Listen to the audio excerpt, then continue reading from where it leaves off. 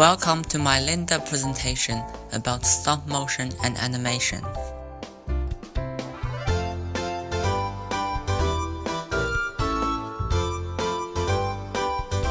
Last time, I did a project called Linda. It's an online learning website that teaches you all kinds of technology, such as animation, hack, or Photoshop. And I have to choose 2 tutorials to do, which I chose to do stop motion and animation. The reason why I chose these 2 tutorials is because I like making movies or animating scenes. It is really cool for me, and they are the things that I will never get tired of. In the tutorial, I made an animation. It's an alien flying in the screen and zapping a rock into dust. This animation was done by Adobe Animate CC. This animation includes shape twin and motion twins, background, object, shadow, and sound effect. I personally think it is really hard for a Year 9 student to complete, and it took me a lot of time to learn about this. Adobe Animate CC, also known as Flash, is an extremely complex app that you can use to make animation. It is very difficult to understand all of it, but the animation come out of it is amazing.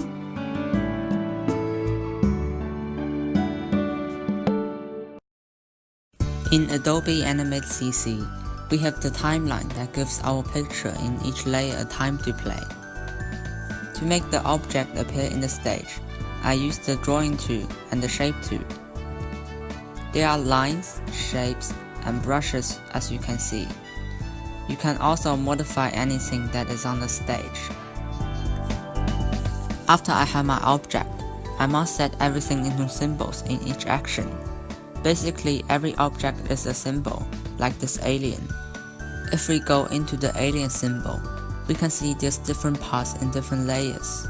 The mouth, head, and eye are all symbolized, so we can move each one of them to make the animation.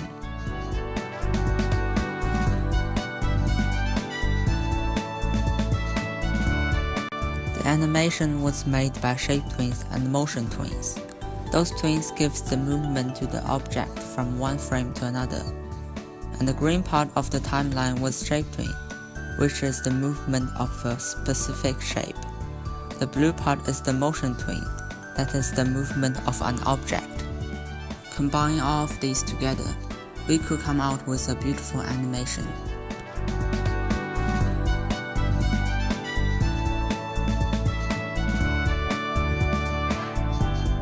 Stop motion is an act or move that makes up by photos. The animation will flash every single photo very fast in a constant pace to make an animation. We use stop motion to make something that is physically impossible to a possible thing, such as let a toy move itself, or let anything float in the air.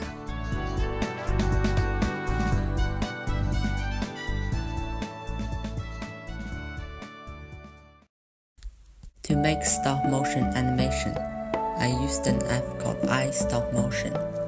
iStopMotion is an app that you can download on your phone and laptop.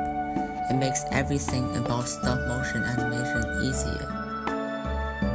As you can see, there's a variety of tools that you can use.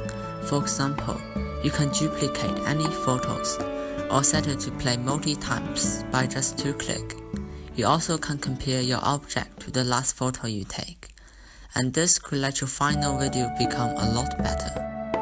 The problem of iStopMotion is that you can't edit the image that makes up the video. The editing program costs money, and you also can't put your own photos in this app. Instead, you must take photos as you are making the video.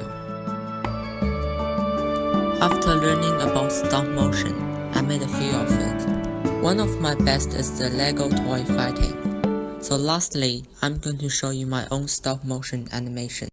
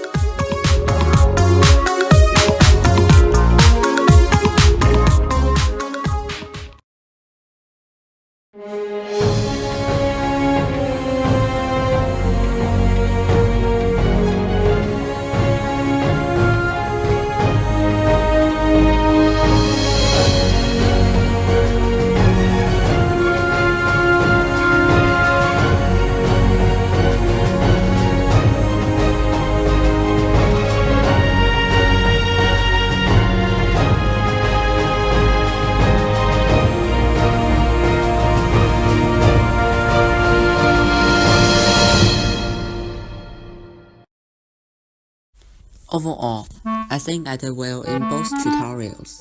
To make my video better, I could take the photos more carefully with each move of the object. I also can make it more interesting.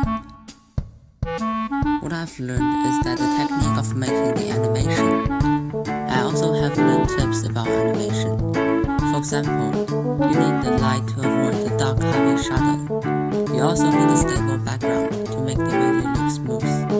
I learned a lot of things in these two tutorials. I will do some more of the tutorials from Linda in the future.